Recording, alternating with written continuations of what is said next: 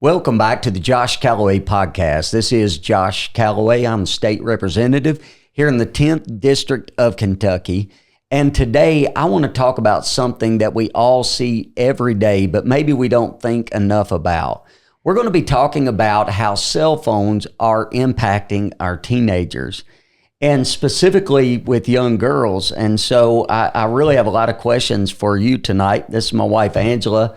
And we got Aaron back with us tonight, and we're going to discuss this. And we actually had a committee meeting here not too long ago, and there was some data that was presented. I'm going to go through some of that data, but there's a bill that's going to be coming that's going to address cell phones in the school. And there's a lot of different ideas about that. And to be honest, I see both sides, or maybe three or four sides to this that's out there, because there's teachers that have opinions on them. There's parents that have opinions on them. There are superintendents that's trying to control their schools, and they're trying to increase their grade percentages for kids. And so there's a lot that's going on with it. But I think it's important to understand that cell phones have changed the way that we communicate, the way that we learn, and they're literally changing the way that people behave. So whether it be social media, the way that algorithms work in regard to people being able to get their merchandise out there, and so they're marketing with it, all of those types of things are taking place, and they're using that to control how we think, to control what we're buying, where we look for information, where we look for news. Every aspect of our life and our behavior revolves around communication and our cell phones and tablets and things of that nature. I was reading this, and I think this was in that committee meeting. I think you were there with me, that the average teen spends over 7 hours a day outside of their schoolwork on a device.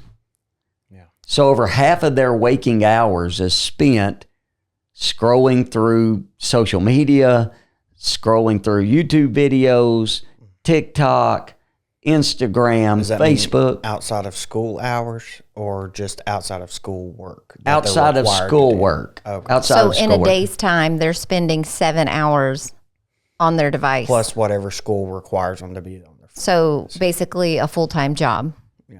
Pretty much Okay. a full-time job.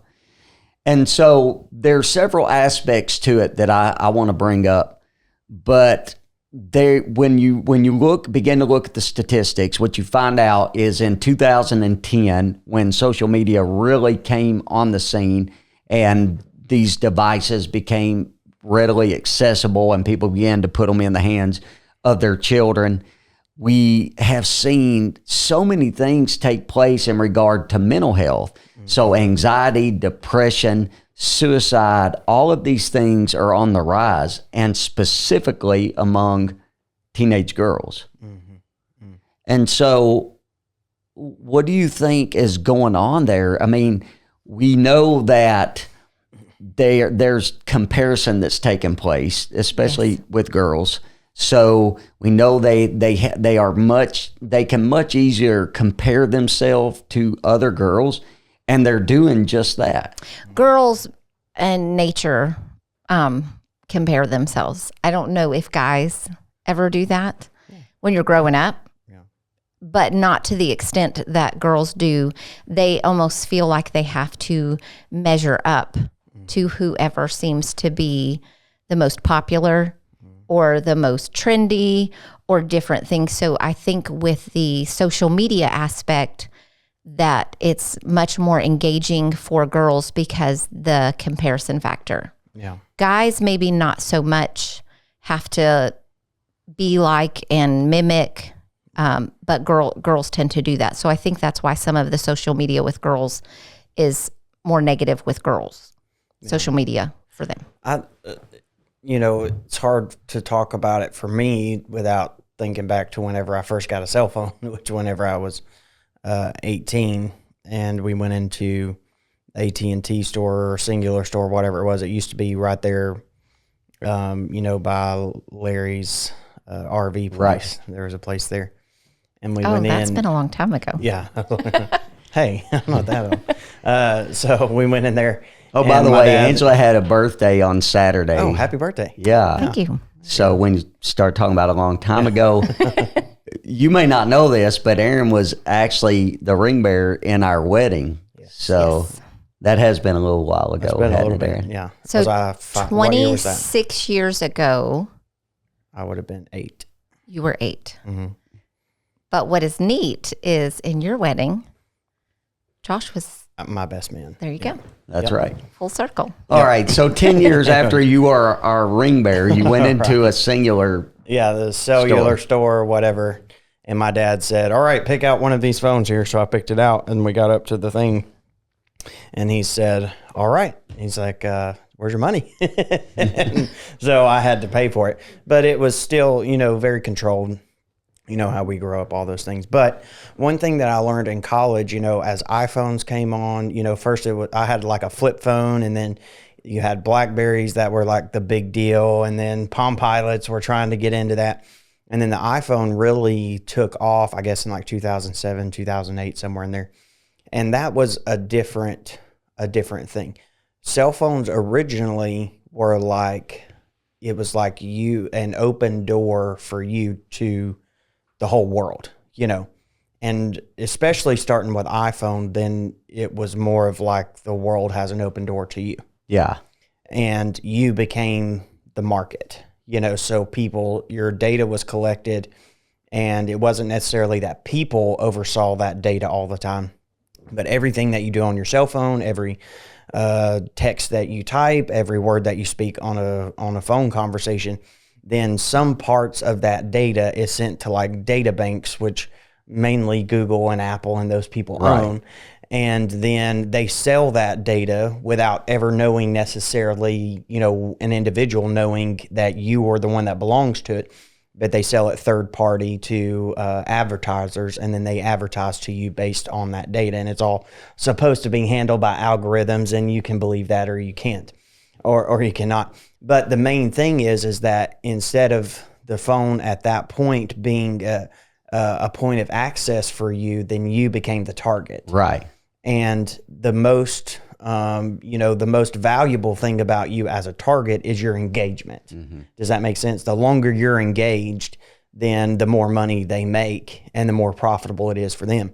And so they, all these algorithms and people have studied teenagers. They've studied, 12-year-olds, 13-year-olds, even if they may not be the ones sitting there crunching the numbers, the algorithms have done it. Mm-hmm. And so the environment that's created on those phones, whether it be TikTok or social media or whatever it is intended to keep you engaged. Right. And whenever you're a teenager, then your brain's still developing, all of these things are happening, and you become obsessive really easy. You can talk about social circles and all of those things.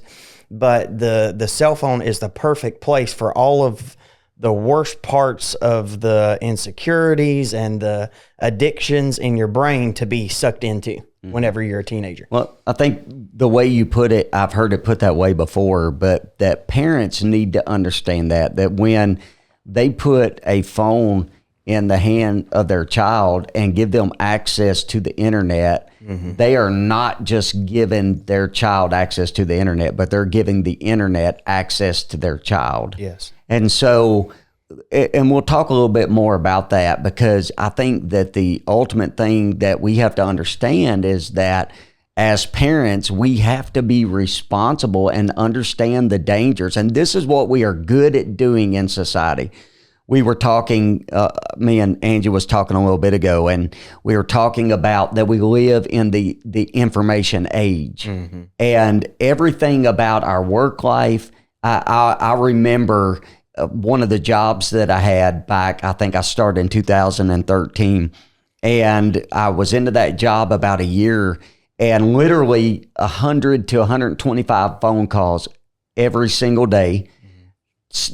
Text messages nonstop, emails nonstop. It was all day long, and that was how we conducted business. That was what we did. But in our society, we have a niche for turning tools into toys. Right. Yeah. And so this is what happens is that the companies that are out there, but not just the companies, but predators and everything of that sort, Right. they merchandise that. They learn and are able to reach into our world and into our life through that information that maybe as a tool we have to be a part of, but then they find ways to bring you into getting into the toy side of it. Right. So if it's social media and it's scrolling constantly, and then they feed, and through an algorithm, they're feeding you what you look at, where you spend your time, what types of videos that you look at. And so to think that they are not doing that to our children, Yes. we've lost our mind. Right. And so I think one of the statistics that caught me by surprise is that Gen Z, they did this study with Generation Z, and this is one thing that they said. 34% of them that responded to this survey said that they wish Instagram had never been invented. 37% of them that responded said they wish Facebook would have never been invented. And so I think that they are recognizing, 43% of them said they wish that Snapchat would have never been invented. Yeah. And so when you start looking at the way that they're thinking, they are understanding, I think, to some degree, that they are enslaved to it. They have been caught by it. And through that, they maybe just don't know how to get free. And it is an addiction. Do you agree with that? It is an addiction. Or it can become an addiction. Well, I think for most adults, it's an addiction. That's right. And so if it is for us as parents, then it certainly is going to be for the teenagers. I was, the online quizzes, how you might be addicted to your phone, answer so while you're on your phone. Right. What's the first thing that you do when you wake up? Yeah. Most people grab their phone and check their phone. It's do you ever take your phone into a bathroom? People do, right? Right. How many people check it as soon as they're out of a meeting, while they're in a meeting, before they go into the store? Just different things. And it says you might be addicted to your phone if you do these things. And I find myself doing, as soon as I sit down, I pull my phone out. Right. And even though I'm not on social media, there's other things. Yeah. And so if we're doing that, then it's definitely working on our kids. We're supposed to lead by example. So have you ever Yeah, not gonna do that. I'm just joking. have you ever been talking about something and then go to your phone and get an advertisement about it? Yes. yes, I have too. Yeah. What that's is been that? around for. they're listening to us. So I was at Cincinnati State in, I guess that was 2015. And I was in a class for, I think it was psychology, or it wasn't philosophy, it was psychology. So I did a paper about the beginnings of social media and how many people killed themselves, how many teenage girls killed themselves especially. And they covered it all up and did this stuff, but how dangerous it was because of how, it was releasing, the studies that were done at that time, this was 2015, it was releasing it was like the equivalent of dopamine of drinking like 2 beers, per day or something like that, or per hour, or I can't remember exactly the studies. Again, that's almost 10 years ago, but that was based on studies. That's what was happening. So it was actually like giving them like a rush in their brain whenever people would give them likes or whatever. This one girl that I had, she was a, I guess, semi-famous case because it's not like it's reported on a lot. Yeah. But somebody had which my age would have called catfished her. So it was, there was a guy that she liked at school, and there was another girl that also liked that guy. And she made a profile on Facebook pretending to be that guy, posted his pictures and all that stuff, and then started chatting with that girl. and led her along online as if he liked her and all this stuff. And then one day, then she, sent her all these messages about you're fat and you're ugly and I hate your guts and all this stuff. And she killed herself, So that was, a lot of that was happening, at the very beginning. Right. Like, 13 and 14-year-olds in that kind of space, they don't really even understand like how much of emotional impact they're having on each other. That's why your interactions are better in person, because you'll still be cruel to each other as teenagers and not really know how much you're hurting the other person. But you won't be as cruel as you will online because you're so detached from it. You're not watching their face or any of those things. Right. And so it was just, you're just kind of figuring out about how to manipulate people really a lot of times, or how to, what really interests them. You're starting to really observe that a lot. And it's the most dangerous time as a teenager because you're able to hurt somebody that's very vulnerable in a way that you don't understand, Well, we're raising a generation that's more connected to their device than they are to each other. Right. And so one of the statistics that we were looking at in that committee meeting is that there has been 161% increase since 2010 in anxiety in 18 to 25-year-olds. Mm-hmm. So ages 26 to 34, 111% increase. Ages 35 to 49, a 50% increase. And then when you start looking at depression, 145 increase in girls. And boys, it was 161 increase since 2010. So when it came to depression, for some reason it was higher in boys than it was in girls.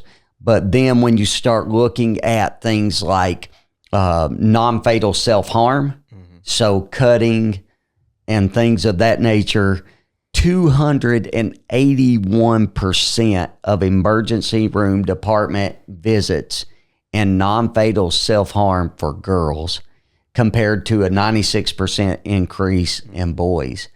So there's something about that emotional and mental pain that is, and there's a lot of reasons why it's happening, but there is definitely a correlation from the introduction of them beginning to compare themselves and have constant media, constant information thrown at them, and then they begin to hurt themselves, cut themselves.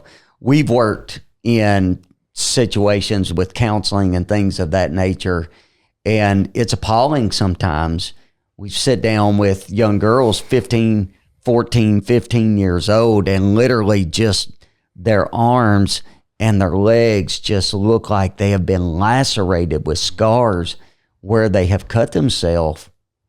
And I know you've sit down and talked with them, and there's so much going on in their mind. And that comparison that you were talking about, that girls seem to be prone to compare themselves with other girls. And that's what Instagram and a lot of, it's always a made up you. It's to make you look many times more glamorous than you really are.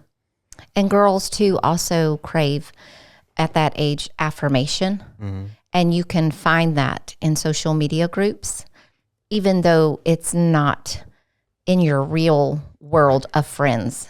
You can find groups on social media that will affirm you, and that feels good. That fills a void that they have at that time in their life, but it's not real. Yeah, but you also scroll down like, an inch on your screen and you see somebody that's getting far more affirmation than you are. Right. So comparing yourself it's to. that competition, it's that comparison, and you're never going to measure up to that because none of it's real, and there's different groups and different things popping up every day, and so it's just a vicious cycle.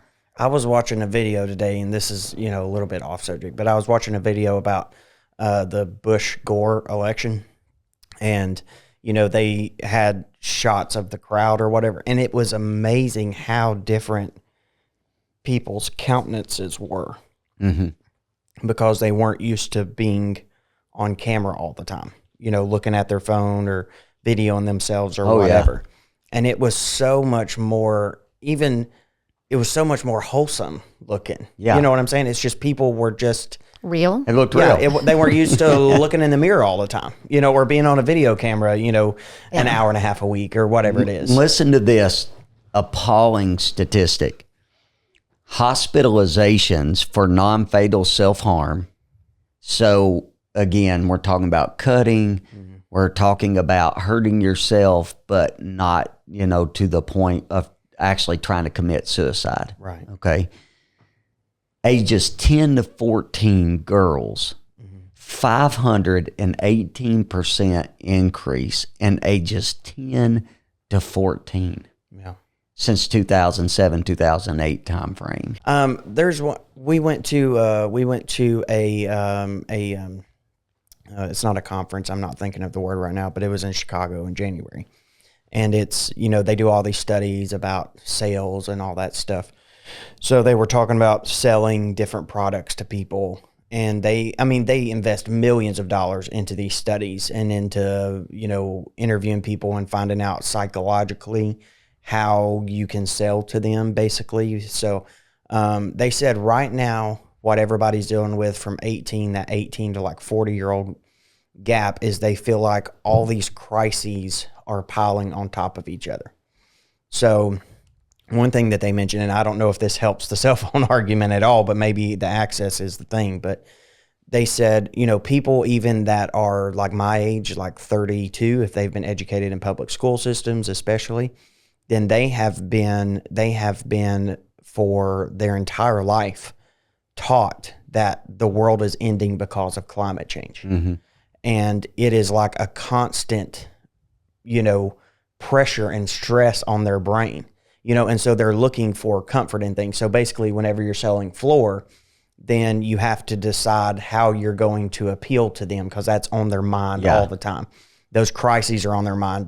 Democracy was one of the crises that they were concerned about, or world wars or whatever it is. And they just feel like financial crises, all these things are piling on top of each other. And it's like the most stressed out generation. So whenever you're selling floor to them, then you want them to, you have to choose, what you're going to do. Me personally, I hear that and I think, well, you want to sell them something that they don't have to worry about. Yeah. Something that's comfortable, that's durable, that's going to do what they need to do. The cell phone is the gateway, in a lot of these ways, from my opinion, and we're giving our opinions. Yeah. But at the same time, there has been a systemic and a systematic pressure put on young people from that time period until this, not only about their access to social media and all that, it's through the access, but about all of these subjects that cannot be disproven. There's no solution for the climate change thing. Yeah. Does that make sense? So they're on social media at their school every day, on social media whenever they scroll through, whatever movies they watch, whatever TV shows they watch, they're talking about climate change and how the world's going to come to an end if we don't get our carbon emissions down. The carbon emissions aren't going to do anything to take care of climate change. It doesn't matter if we cut ours to zero. China is advancing theirs. China and Russia and India are advancing theirs at such a point that it doesn't make any difference what we do. There's no solution to that problem. Yeah. Does that make sense? So they're constantly exposed every day. And like you were talking about, they're controlled kind of how to vote and what products to buy. This is planet friendly. That's the marketing aspect of it. But nobody's taking into account what it's doing to their brain. Yeah. To be told every day that there's an existential problem that's like hovering over your head and there's no solution to it. Right. Our parents were taught any problem that you face, that we face as a country or that the world faces, we can solve.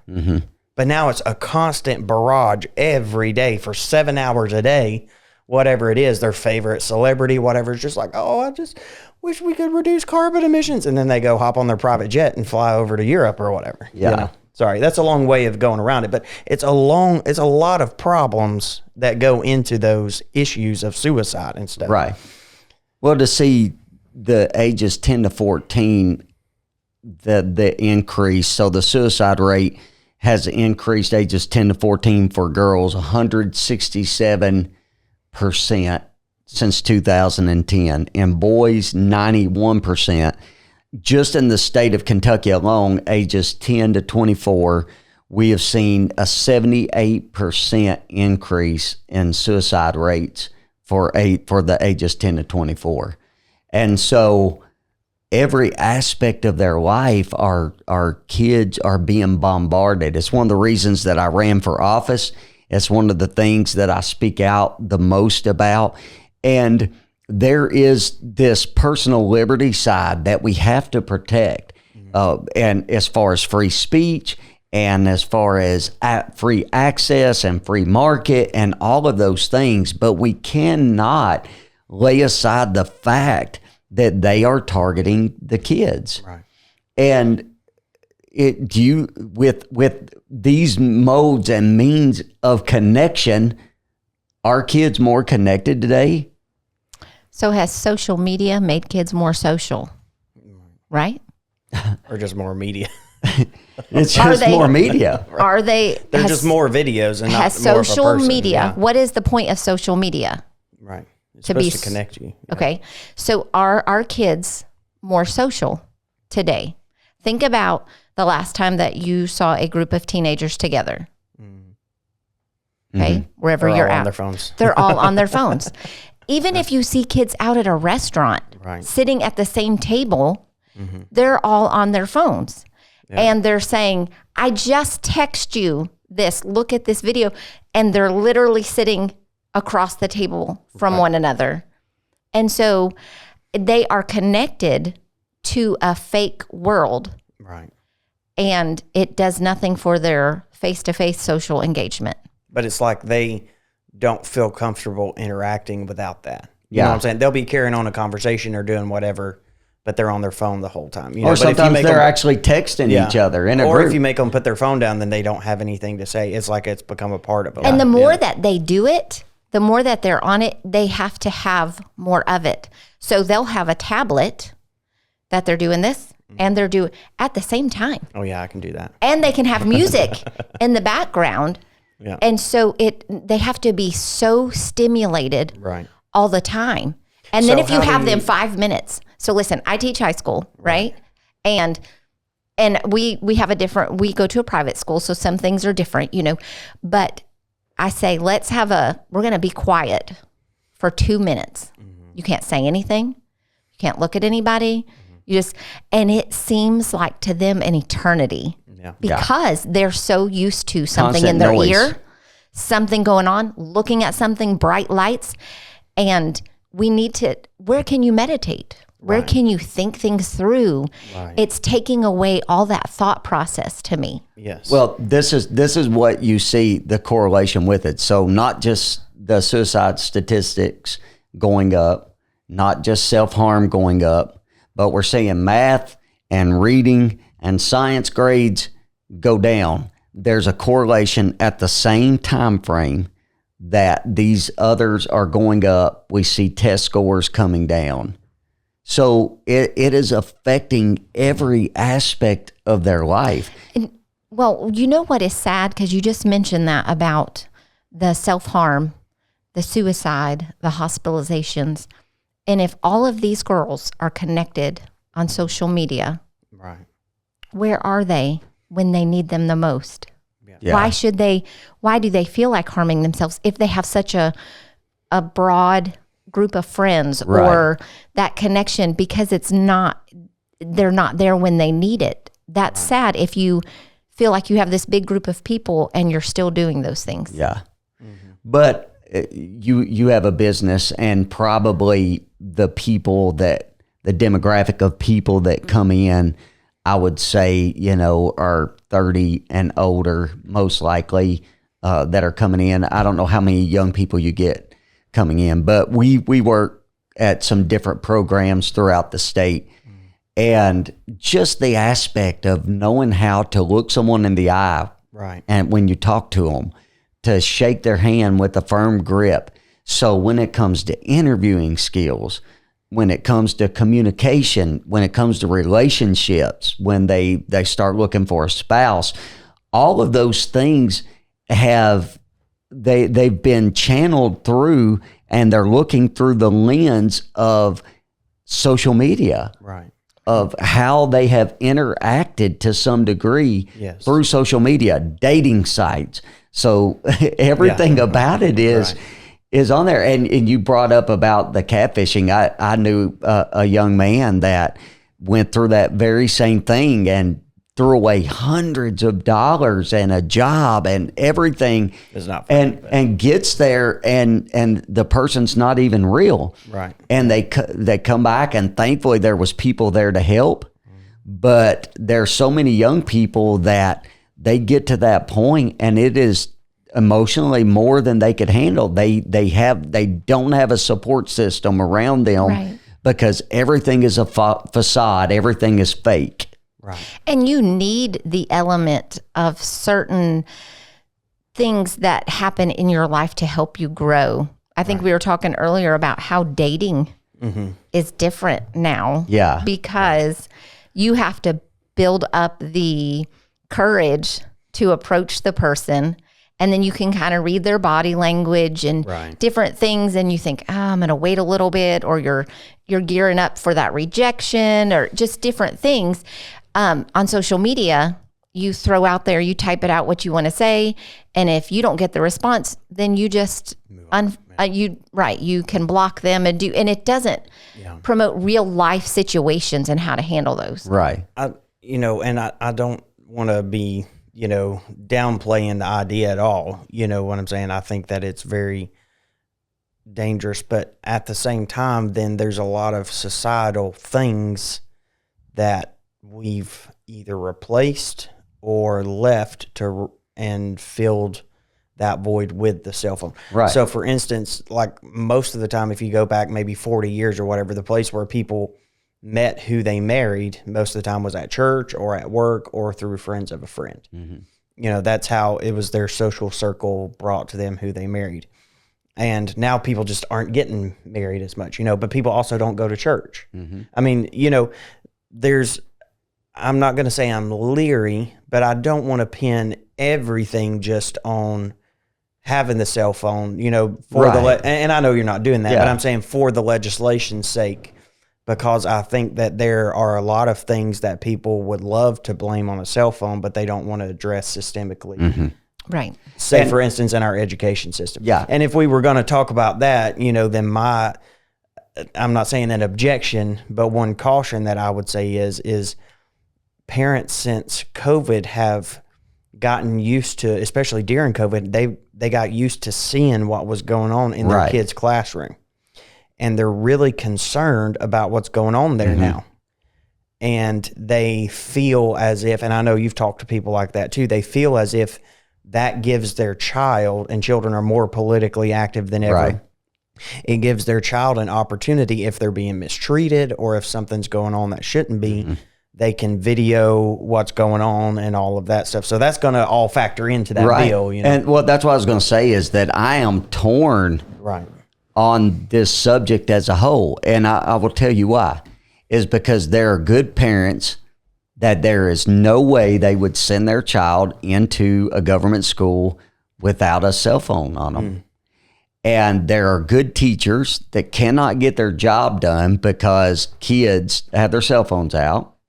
And there are good superintendents that are trying to keep order in their classrooms for their teachers and support them. And so there's this push-pull in every direction, and there's validity to some of all of it. Yes. And so this is where I'm at. I'm always going to side with parents and teachers because they are the closest to the child.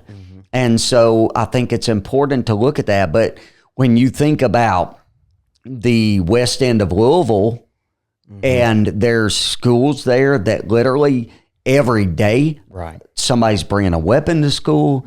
There are fights that are taking place, and the parents have no other options, and they're on edge the whole time their kids are at school as to what might could happen versus, in the east end of Kentucky where kids go to Sunday school with their classmates, and their teacher is also their Sunday school teacher, and they interact with them, and so you have this broad spectrum of problems throughout the system.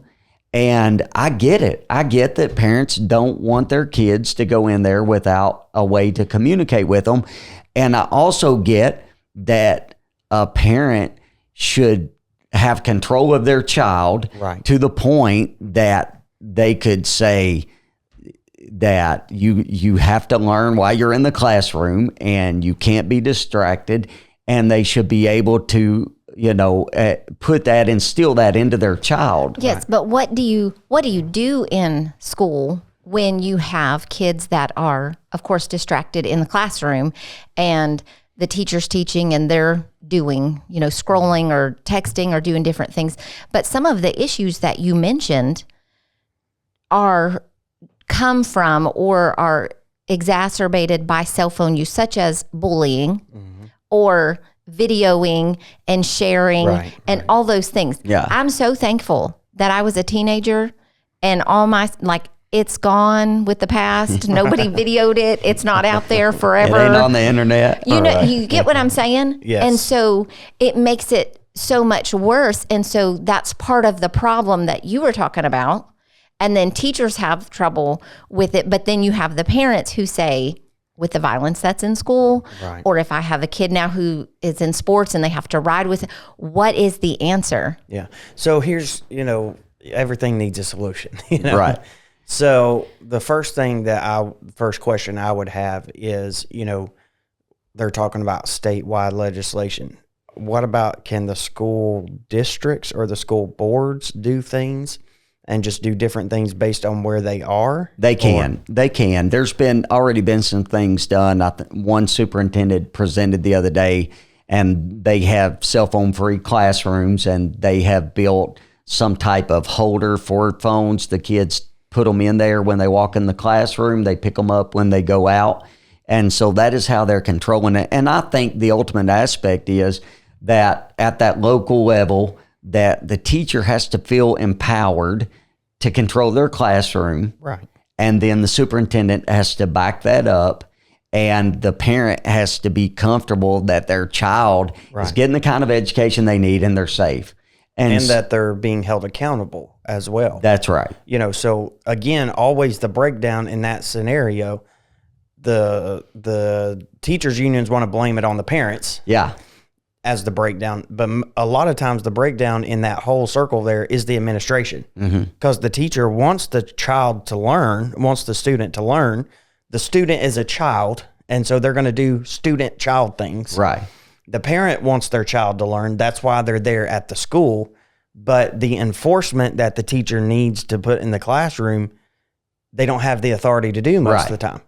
And the administration isn't going to take a stand one way or the other. I've had superintendents tell me that it just seems that battle's lost. Yeah. Like, we've already lost the battle. Cell phones are here to stay, and that's the way it's going to be. But I think that the superintendent has to be the driving force. Your teachers, you can't do it class. There's certain things that whatever you say in your classroom, and we'll support it. They have to know that it's school-wide. Right. And then if they break that rule in that classroom, then the teacher can take it to the superintendent. And that superintendent said that the other day. He said, I have decided to be the bad guy in this situation, and I'm taking that on. And so I get that. I get the parent side of it. Right. And that is I think the piece that we're going to struggle with is because there are parents that want their kids to have a phone for no reason, and then there are parents that want their kids to have a phone for a reason. And I'm just a little bit suspicious, just by nature anyway, but that these things are starting to come, because it's not just in Kentucky. These conversations have been had even nationally as well. But I'm really suspicious about it because there's just been this rash of exposure of what's been going on for the past 4 years in the school system. Right. Either by videos or by pictures being taken of what book they're given or whatever it may be, or a picture taken of a teacher who all of a sudden takes out their pride flags whenever school's in session. Right.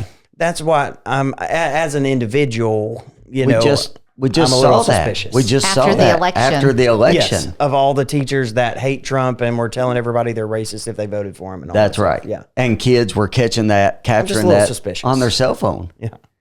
So I see every side of that, and I think Until my view, and who cares what my view is, but my view is that until you fix the systemic discipline issue in the schools, you can ban cell phones, let cell phones in, do whatever you want to. It's going to be a catch-22 either way.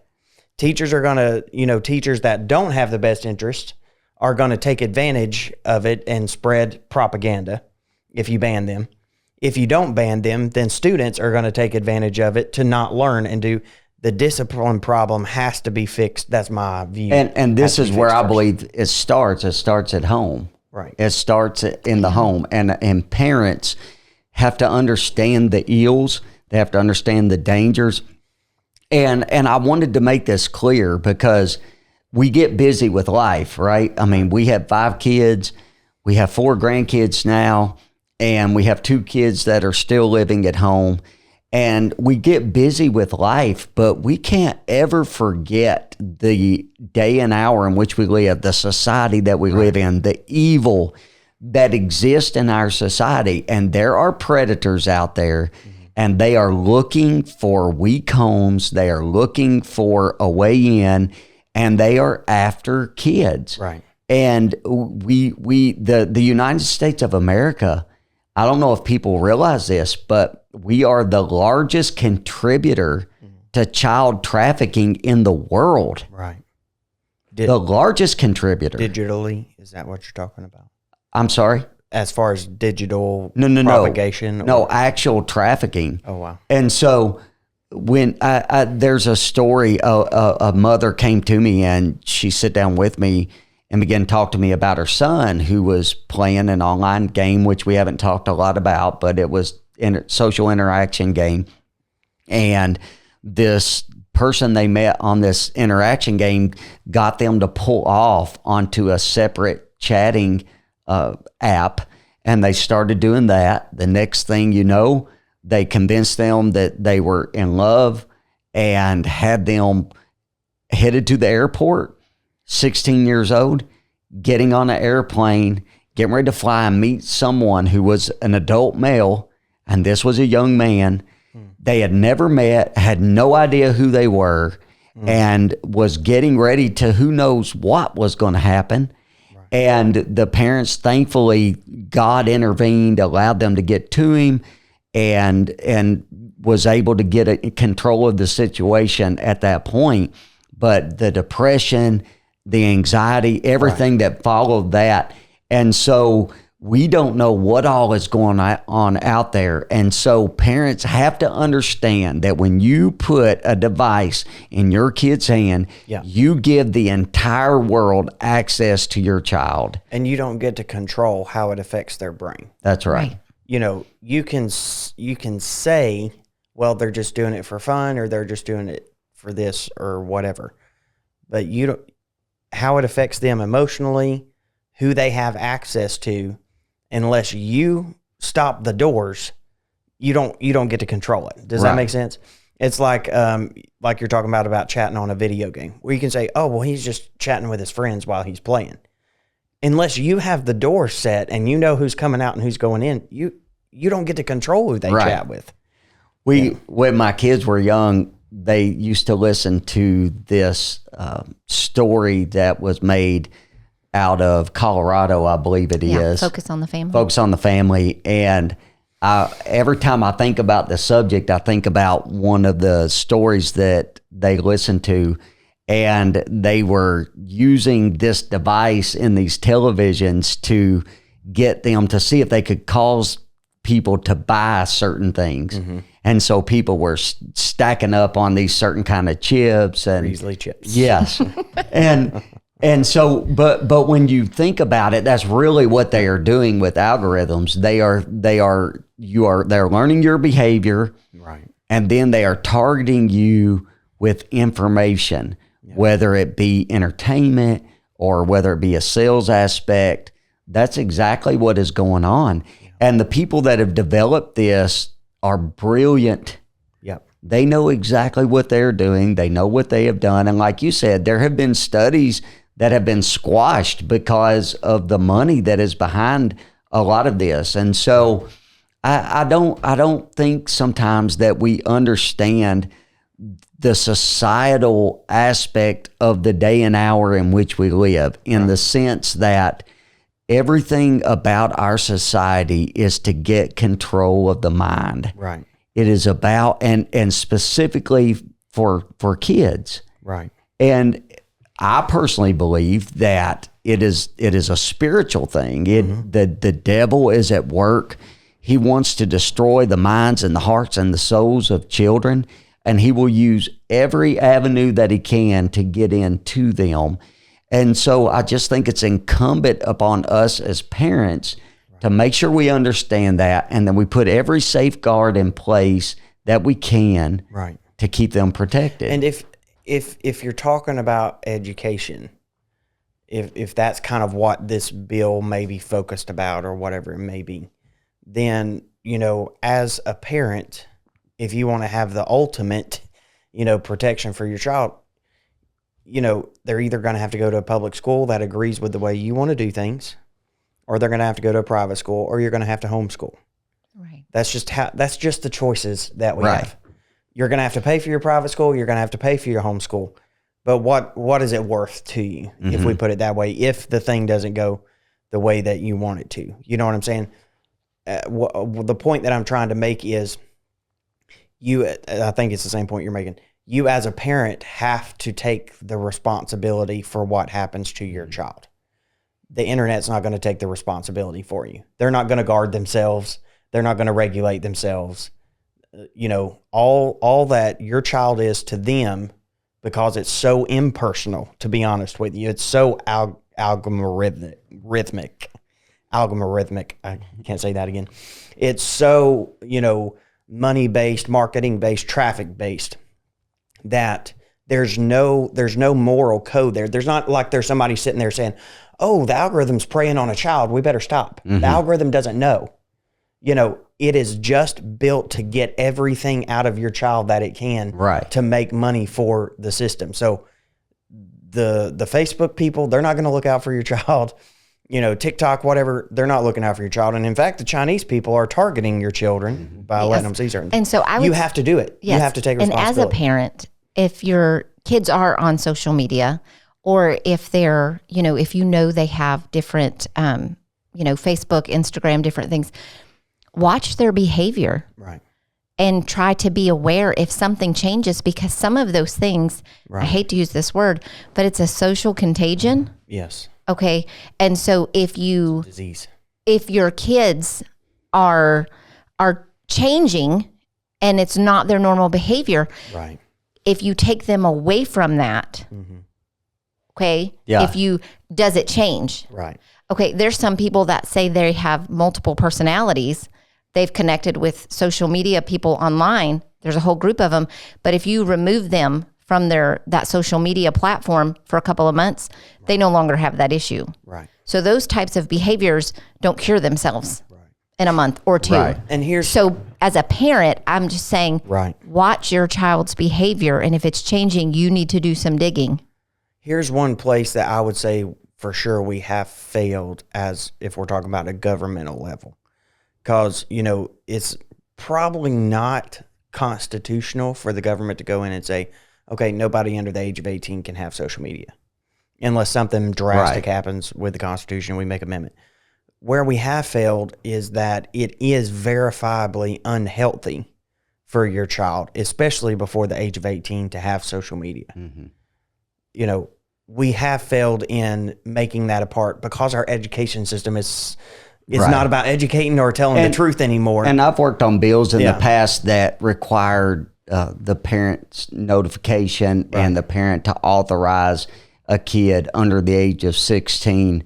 And, there's different thoughts about that because of the constitutional aspect of it. And I get that. I just want to bring awareness to what is going on. But now the thing you were talking about was pornography specifically, right? No. Social media as well. Okay. Yeah. So the age verification for a child under 16 to be able to interact. And it's hard to find a way that the parent can authenticate without having to give over information to the government or to some third party or entity and giving up their information. And so it's not an easy thing to navigate, but I think it comes back to what you were saying is just understanding the entire society that we live in and the breakdowns that we have had. And, all the way from allowing devices to be babysitters when kids are young. Right. And there's studies out there that shows the learning disabilities that those kids develop, the ADHD. There's studies that show that. I mean, we have studies that actually give us a lot of information, but we also have common sense. Right. And so outside of just the studies, like talking to somebody face to face and getting to know them, common sense says that that's better than talking to them over a device. I mean, when me and my wife were dating, we didn't have cell phones at the time, right? So we had corded phones, the kind that actually went into the wall, with this cord. Most kids probably have no idea what I'm talking about here. And I think her dad actually pitched one night because we stayed on the phone a little bit too long. But if you asked me, would I rather talk to her on the phone or drive over and sit on the porch? I would much rather have driven over and sat on the porch.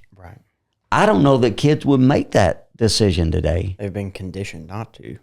Yeah. You know what I'm saying? It's almost like the real world is boring. awkward to them. Yeah.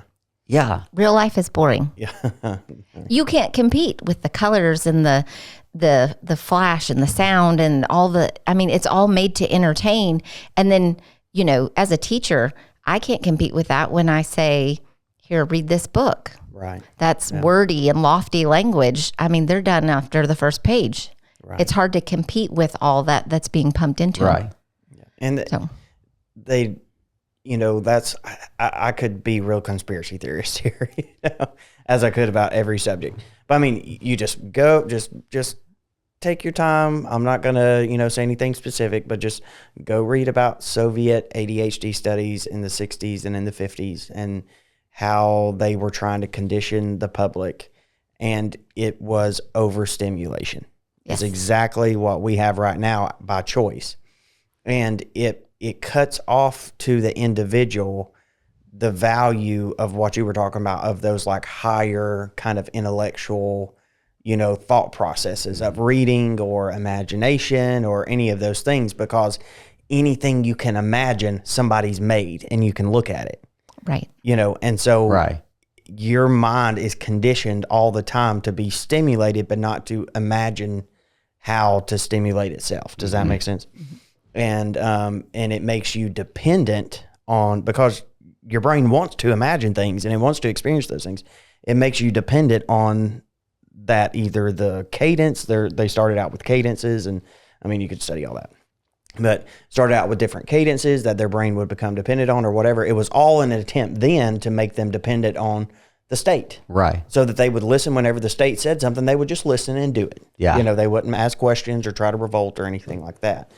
And, it's a little, it seems to be, at least there's a little bit of fight in people. Like, I mean, I've seen even people talking about the dating apps and stuff. They're just, they can't do it. It's too awkward. Yeah. It's too bad. It never ends up in they want to be married. They want to have kids, all this stuff. Whenever people start wanting the real world, then they have to leave the fake world. Right.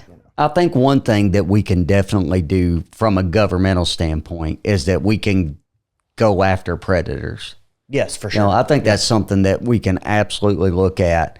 Representative Shane Baker has ran a bill, I think a couple sessions that dealt with sextortion of minors. Right. And it happens constantly. Send me pictures.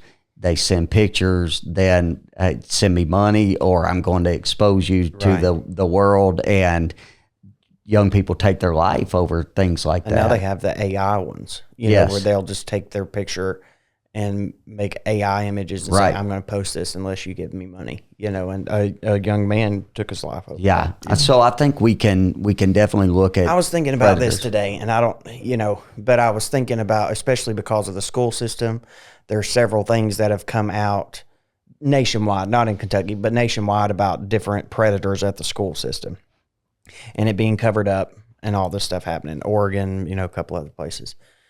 And there's this kind of saying about serial killers that the best ones never get caught. Mm-hmm. It's because there are evil people in the world who will spend all of their time thinking about how to do their evil thing and not get caught doing it. Mm-hmm. Right. I don't know what world we woke up in one day and thought that the internet would not just be an absolute breeding ground for predators. Mm-hmm. I don't know who came up with that idea and why that's not like a national concern. Right. To the point where we're like, hey, maybe the internet should actually take into account that predators are going to be attracted to this place. Yeah. And they're going to exploit every corner of the internet that they can.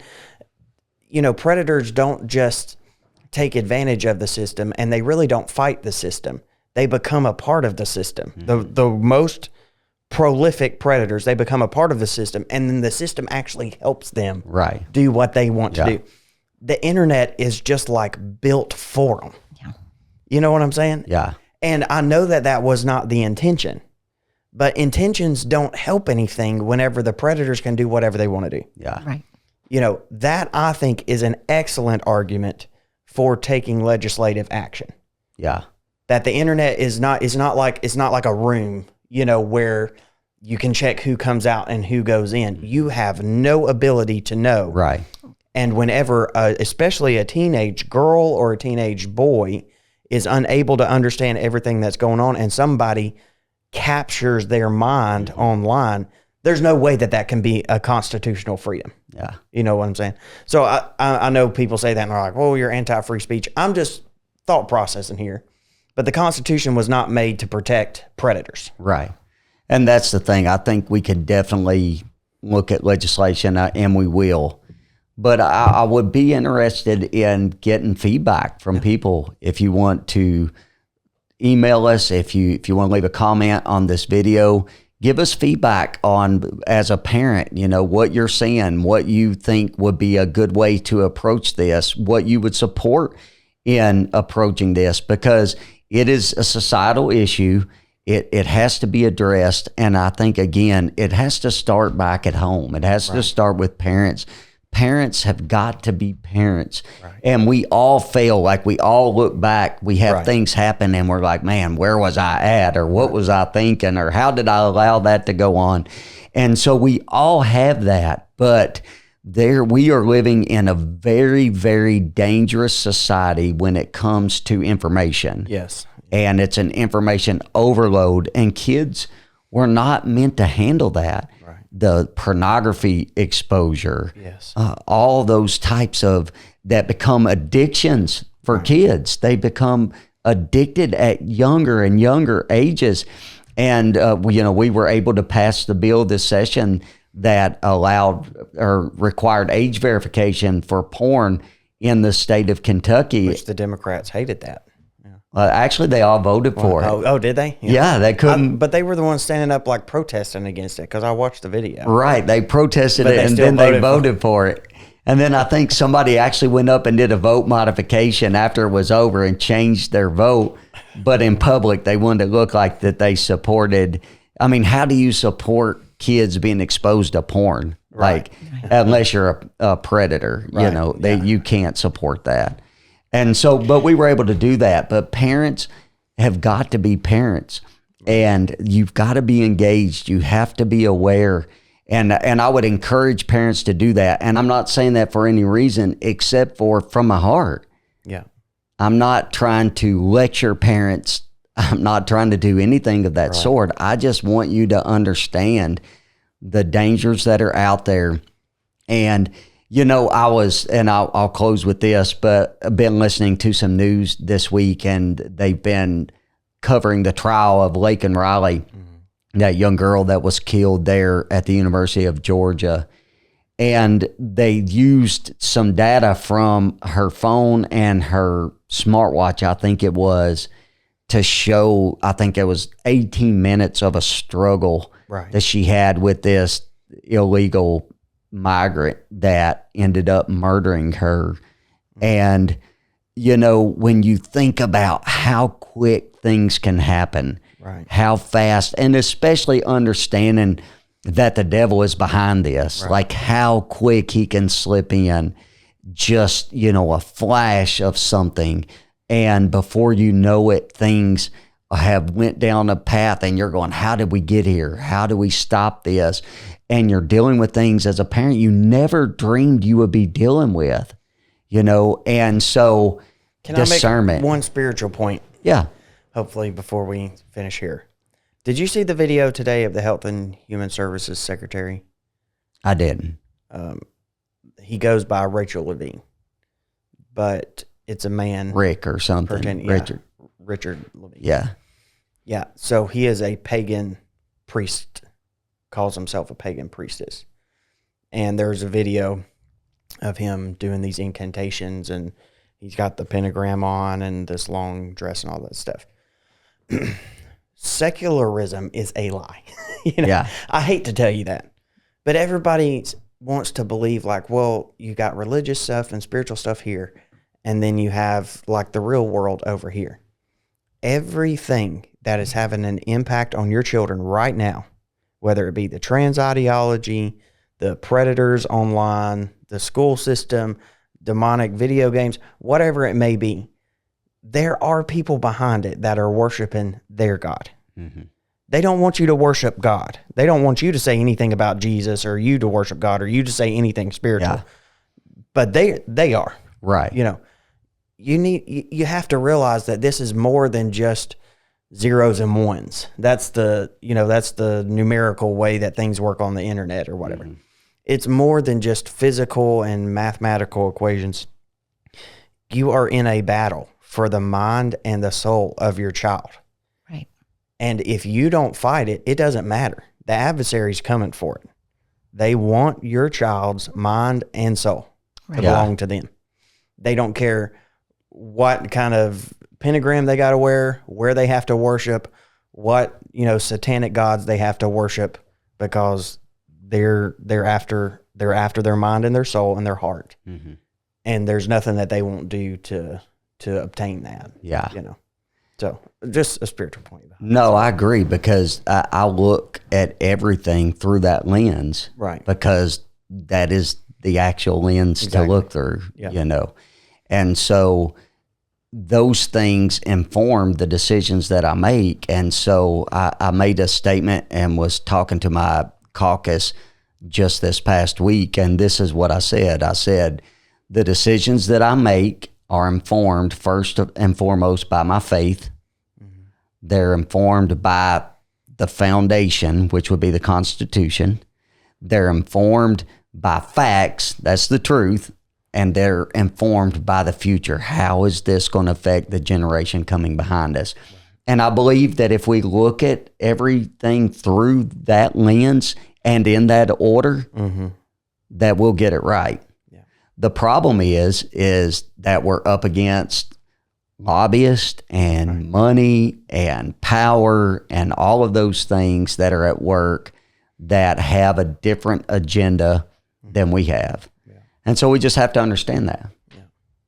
Well, it's been a good conversation. I appreciate y'all coming and discussing this with me. And I hope as we get into this next session that we're able to come to some consensus. But we definitely need people's input. We want your input on this. We also need your help with our podcast. We need you to share and to like and to comment. Get this out on your social media accounts. Let people know that we're doing this. Again, if you have subjects you want us to discuss or questions you want us to answer, we'd be more than happy to do that. Thank you, and God bless.